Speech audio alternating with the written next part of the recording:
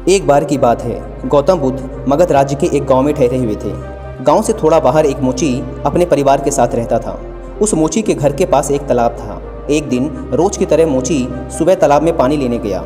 वहां उसने तालाब में एक बहुत ही अद्भुत पुष्प देखा। वह पुष्प देखने में बहुत ही सुंदर था और चमत्कारिक भी प्रतीत हो रहा था।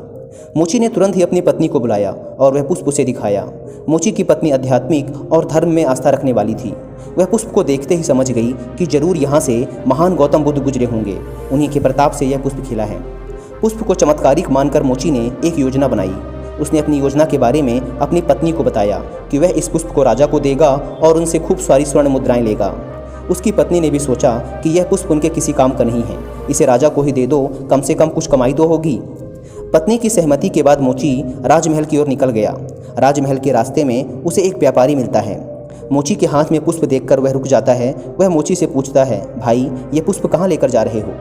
मोची कहता है कि मैं यह पुष्प लेकर राजा के पास जा रहा हूँ। इसे राजा को भेंट करके मैं उनसे मुँह मांगा इनाम लूँगा। व्यापारी ने मोची को प्रस्ताव दिया कि तुम यह पुष्प मुझे दे दो, मैं तुम्हें बदले में 100 स्वर्ण मुद्राएं दूंगा। मोची सोच में पड़ गया। उसने सोचा कि जब व्यापारी इस पुष्प के लिए 100 स्वर्ण मुद्राएं दे रहा है तो राजा तो और भी ज़्यादा देगा। यही सोचते हुए उसने व्यापारी को पुष्प देने से मना कर दिया। थोड़ा आगे चला ही था कि रास्ते में राजा आते हुए नजर आए, जो गौतम बुद्ध के दर्शन के लिए जा रहे थे। राजा भी मोची के हाथ में वो दिव्य पुष्प देखकर अचंभित हो गए।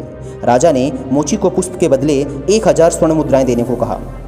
यह सुनते ही मोची के मन में एक अजीब सी चेतना आई और वह राजा को पुष्प न देकर दौड़ता हुआ सीधे महात्मा बुद्ध के पास जा पहुंचा।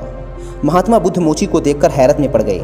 उन्होंने मोची से पूछा तो मोची ने उन्हें सारी बात बताई।